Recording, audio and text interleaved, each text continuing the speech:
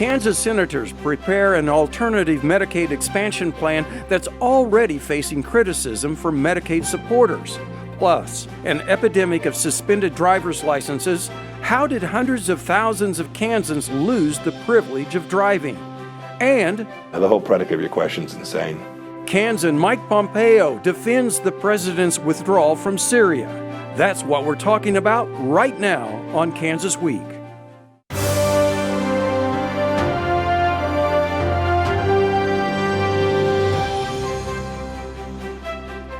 Hello, this is Kansas Week, and I'm your host, Chris Frank, in for Pilar Pedraza. The U.S. Secretary of State was back in Wichita this week on a tour of job training programs with the president's daughter and advisor, Ivanka Trump. During the visit, he sat down for one-on-one interviews with a handful of journalists, his answer to one question sparking headlines. Good really is the word of the U.S. In light of the president's treatment of the Kurds. Has that undercut U.S. credibility? Yeah, the whole predicate of your question is insane. The word of the United States, I'll give you a good example. The word of the United States is much more respected today than it was just 2.5 years ago. Almost 8 minutes into his 10-minute interview with Mike Pompeo, Wichita Eagle reporter John Shorman asked the Secretary of State about the impact of the president's withdrawal of troops from Syria. The policy led to bipartisan discord on Capitol Hill. Pompeo's response came as new data showed increasing concern about the situation. A CNN poll released Thursday showed 75% of Americans are concerned. Pompeo and Vice President Mike Pence have led the defense of the president's actions. Well, joining me on the desk this week to discuss this and more, we have Senator Olathe Faust-Godot, a Wichita Democrat, Dion Leffler from the Wichita Eagle, and State Representative Nick Hoheisel, a Wichita Republican. So thanks to all of you for being here. We really do appreciate it. We've got a lot of things to discuss, but what about that Pompeo response? Was it a surprise or was it in character for the Secretary of State to? Well, I'll say this. In 2010, I campaigned somewhat with Secretary Mike Pompeo when he was first running for the Congress seat, mm-hmm. and I was running for a county commission seat. And so I saw him quite a bit during debates, and I always find him to say exactly what he wants to say, and he doesn't back down, and so it doesn't surprise me. Mm-hmm. Anybody else? Why is this particular action, you think, drawing so much more bipartisan criticism, partly because of pulling out and not backing maybe the Kurds right now? But well, I wasn't surprised either. Let me get that out straight away, because, like she said, Mike Pompeo, says what he thinks. I can't say I agree with him. I think that it was a perfectly valid question. And it's a question that's not just been asked by John Shorman or the media or us. I mean, it's a question that's being asked by some of the president's own supporters, bipartisan members of Congress. It really. The question will be, there are no permanent victories in the Middle East. These same issues have been dealt with for my lifetime, and yes. I am not a young man. Right. You need allies there, and those allies need to be able to trust the United States of America. And, so I think it's a perfectly valid question, is did this undercut that trust? Well, even Senator Mitch McConnell and Senator Lindsey Graham of South Carolina have split with the president on the withdrawal from Syria. So there's the Republicans aren't all in line behind President Trump on this, and of course Mike Pompeo has to toe the line in that regard as Secretary of State, right? So yeah, I agree with my colleague, the good senator from Sedgwick County, and Dion. Mike Pompeo, Secretary Pompeo, is a straight shooter. He's always going to say what's on his mind. He's going to lay it out to you. I don't know what we expected him to say. He is the president's top diplomat to the world. He serves at the pleasure of the president. Obviously, he's going to defend the decisions the president makes. I'm sure the secretary was in the room when this decision was made. Obviously, he's going to defend it. So the answer didn't shock me. I don't know what else we expected him to say. Right. And we still don't know whether he's going to run for the U.S. Senate or not. But moving on, again, Pompeo was in town with the president's daughter and advisor, Ivanka Trump, to tour job training programs at WSU Tech and Textron. KSN's Craig Andrus and Crystal Sherrill show us what it was about that the Wichita programs that drew their attention here. Special advisor to President Donald Trump, Ivanka Trump, getting the tour of Textron's newest certified line of jets, the Longitude. Designed here and built here, Secretary of State Mike Pompeo and Trump heard about how the build process is more efficient than in years past. Some of the Kansas delegation very happy to see Kansas in the national spotlight. Every visitor we have, no exception, says, I had no idea that what is taking place here in Wichita was taking place here or any place else. Senator Moran says Trump focuses on jobs and job growth and creation. So Wichita is a natural place to showcase, with so many aviation jobs expanding into south central Kansas. Congressman Ron Estes says Trump walked away very impressed with Wichita and the aviation industry that provides so many jobs. Just to see the quality of product that we make here, see a great plane like this being built, it's a wonderful thing to be able to showcase that in south central Kansas. Learning to do some riveting was step one of the visit. Advisor to the president, Ivanka Trump, and Secretary of State Mike Pompeo got to tour WSU Tech, including a sheet metal lab full of students. I had a chance to work here and be part of the air capital of the world for more than a decade. Anyone who has ever run a business knows you can't get far if your team doesn't have the right skills and the workforce is not prepared. Preparation for aviation is what students at WSU Tech are learning. Even high school students are able to earn credits toward their degree. It's an amazing experience for them. I hope to meet students and people who are such hard workers and want to be able to share their experience in their work and what they want to offer to America. Secretary Pompeo and Advisor Trump asked many questions about the students' journeys. The topics, student loans and work, but also career goals. It is all of you who have the grit and perseverance and desire to achieve that are making these programs successful. Making these programs successful is what she was meaning to say. Well, what moves are happening in the state right now that might move more Kansans toward programs like this? Not everybody has to go to a four-year college. Well, I'd like to respond, absolutely. First off, I think it's wonderful when our federal elected officials come back home to see what's going on. I think it's great that they were here to show off our VOTEC programs and to show off the Innovation Center at Wichita State University. I only wish that they would have invited some of the local state representatives and senators because we voted for and passed that legislation that allows that high school student to get free training for free and to take advantage of the aviation industry.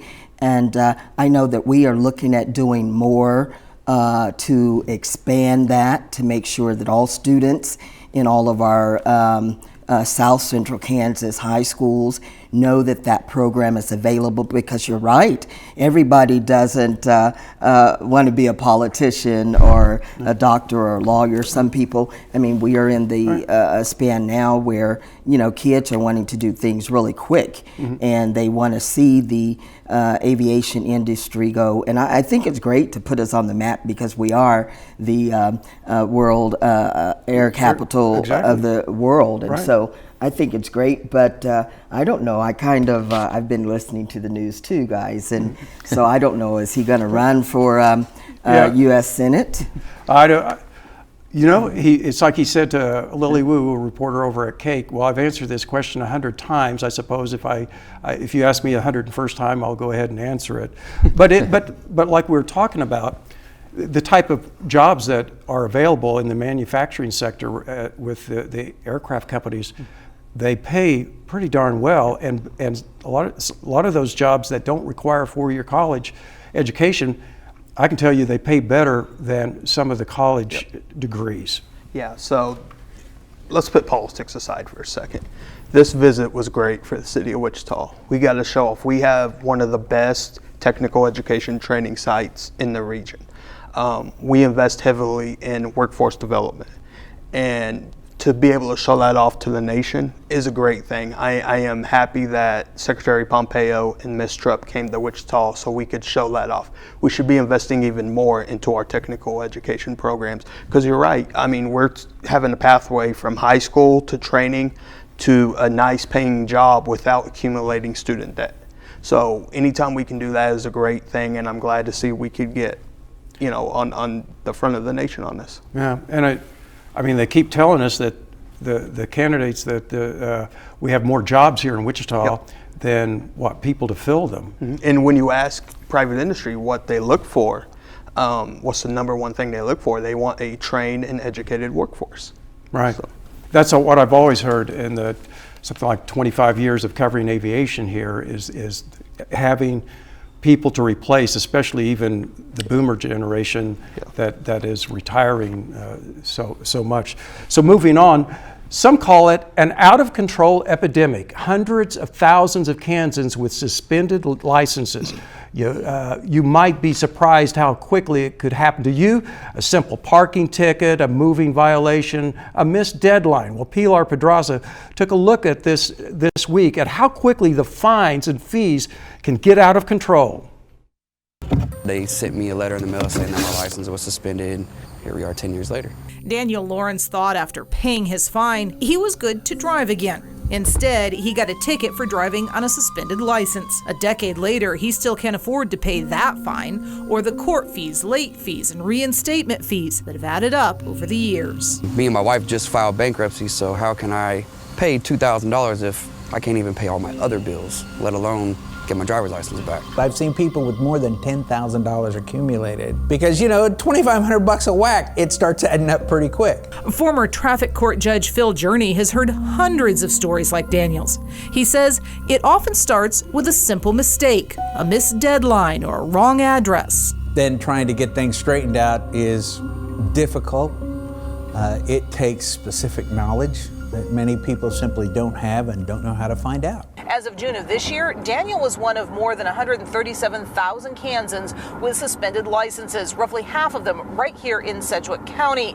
That's about 5% of all Kansas drivers. So the next time you're out on the highway, take a look around you. Odds are that somebody in one of the vehicles has a suspended license. They have no way to get to work or pick up their kids or go to the doctor, legally drive anywhere. While researching racial profiling concerns in Wichita, Dr. Walt Chappell stumbled on the number of suspended licenses in Sedgwick County years ago. He says state law is a big part of the problem. There's a whole tangled web of procedures the bureaucrats have figured out to keep people tied up in knots for years. Nationwide, states are starting to change that. More than 600,000 drivers in Virginia will be able to drive again. Virginia just outlawed suspending driver's licenses for unpaid fees and fines. 6 months of fee amnesty to suspended drivers. While Ohio is in the middle of a statewide amnesty program. In California, there was about $60 million they collected by going through an amnesty program. Since 2010, Chappell has been trying to get similar legislation passed here in Kansas,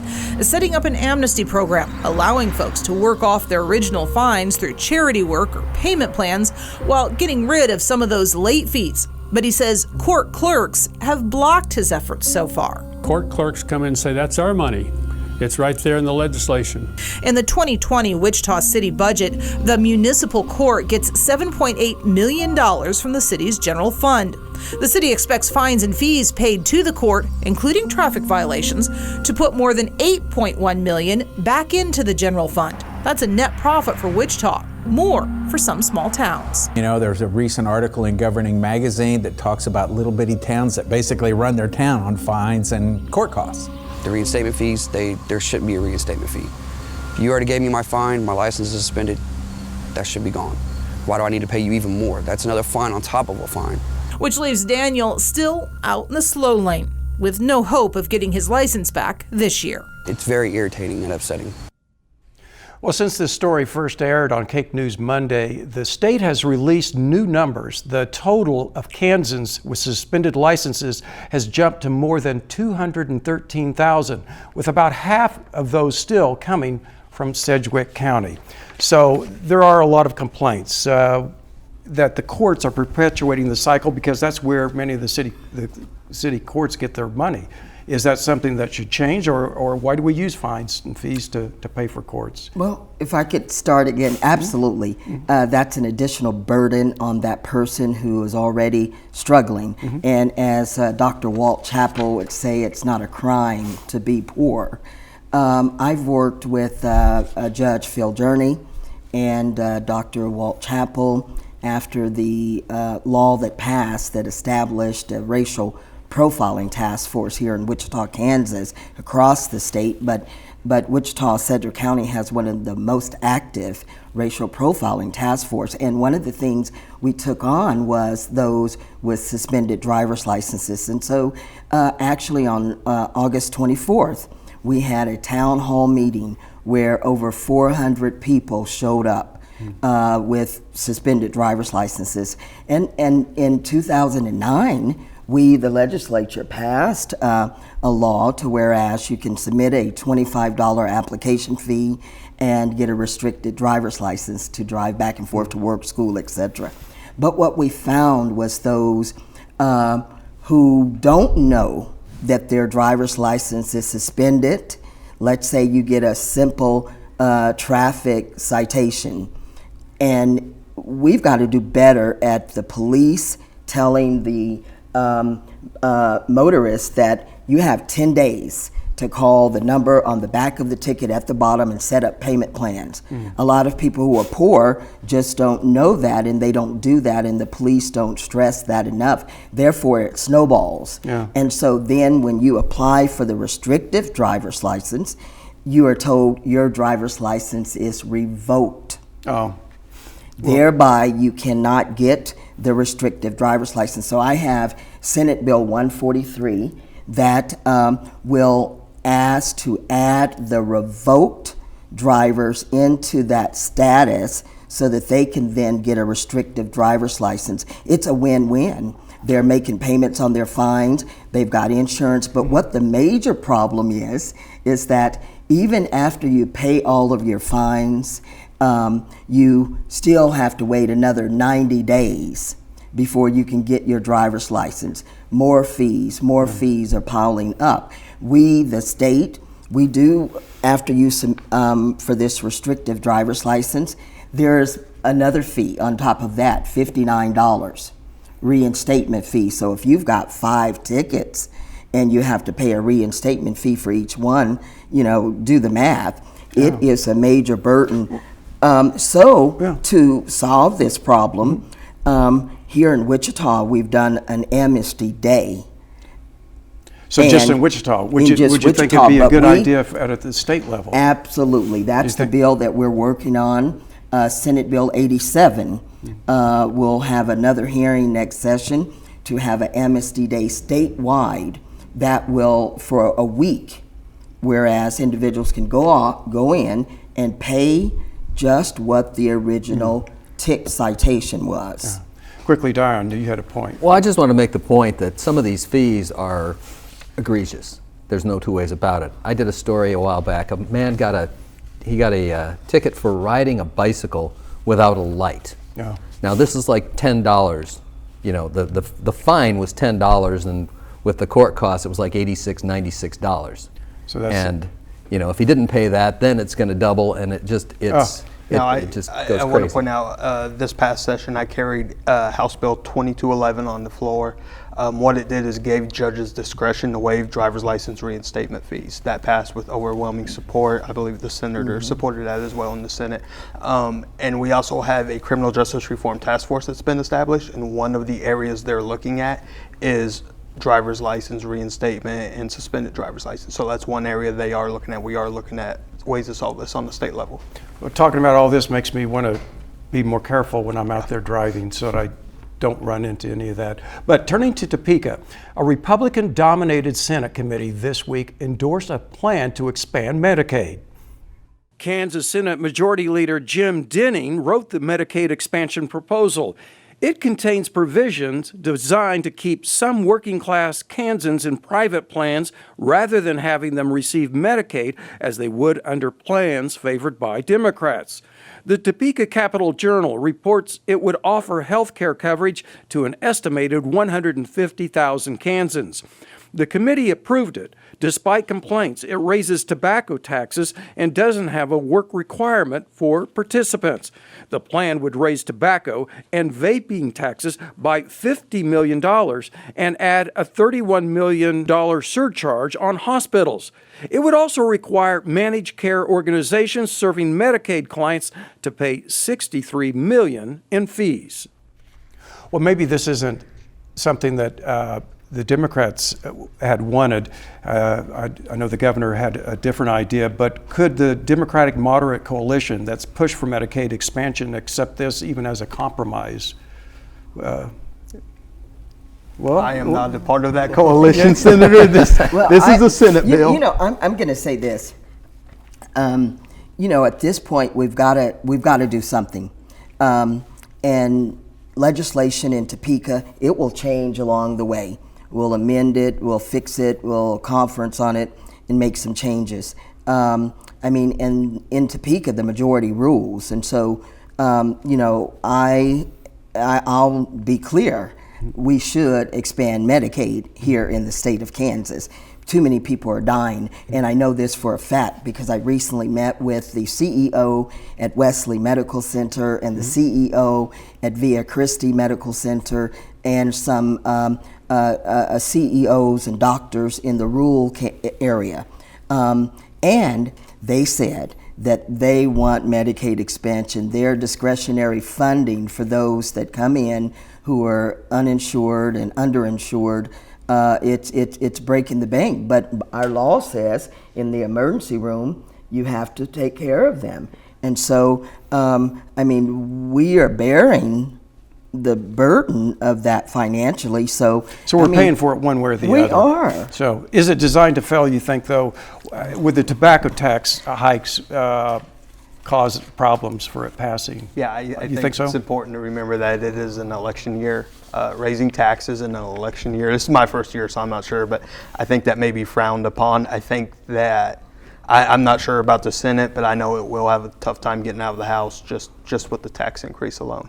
Well, the problem here too is that this, you know, the way things are, punish the people who are doing exactly the thing that you ostensibly want them to do. They're working, they're maybe working a low-wage job, but it's like, you know, we want work, but if you work, then you lose health care. Yeah. And it is the most reverse incentive that I think I've ever seen in law. And on this bill, I mean, even if it gets out of the chamber, the governor's indicated that she's not in favor of this bill. So we'll would see she whether veto this bill, even if it got out of the chamber? That's always out there as a possibility. Well, another subject, should Kansas join 33 other states in legalizing medical marijuana? That was under debate in Topeka this week. More than 20 people testified before the committee, with dozens more submitting written testimony on why they believe medical marijuana should or should not be legalized in Kansas. Many told the committee how marijuana provided their only relief from pain after major injuries, like a broken back in a car accident. Others argued legalizing medical marijuana would just bring on bigger problems. Sedgwick County Sheriff Jeff Easter told the committee he's already seeing it here. Quote, some of the cases we're working on, the big cases, has to do with vaping, which is 90% THC. We're finding it all through the high schools. We're finding it everywhere, he said. The committee will decide next week whether to draft a bill for the coming legislative session. Well, it's an issue that keeps coming up in Topeka. It has come up in so many other states. Some of our neighboring states have already passed this. So what's it going to take for lawmakers to perhaps change their mind on it? What do you think? I mean, I think I've spent a lot of time this summer knocking doors, Republican doors, Democratic doors. I'm seeing bipartisan support for something like this, something that is safe, controlled medical marijuana. So I think it's high time, bad pun, that we address it on the state level. But we also need certainty from the federal government. We need the federal government to deschedule marijuana as a Schedule I narcotic. This will allow states to have a surety that the feds won't change their mind and come in. This will allow banks to process medical marijuana dispensary transactions. So we kind of need to address this on the state level, yes, but we also need to address this on the federal level. Right. And what's the difference, you think about it, between medical marijuana and other prescription drugs? I mean, can't anything be abused, whether it's... Yeah, and if you look at states that have medical marijuana, opioid use is down in those states. And so that's one area where we could help address our opioid crisis is by doing something like this. Well, I watched both my parents die of cancer.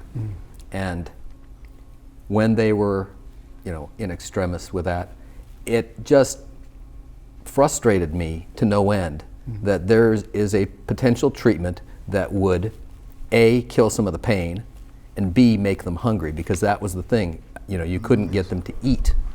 And, marijuana does both of those things. Right. And, I don't know why this is so hard. I mean, you talk about descheduling it at the federal level, but there are several states, a number of states that have already adopted this, and they don't seem to be having that problem. And Chris, on October 23rd, I was there in Topeka serving on the Joint Committee on Corrections and Juvenile Justice Oversight, and we will be back there on October 30th to make our recommendations to the legislature that we will look at in the 2020 session. And I sat there and I heard the sad stories.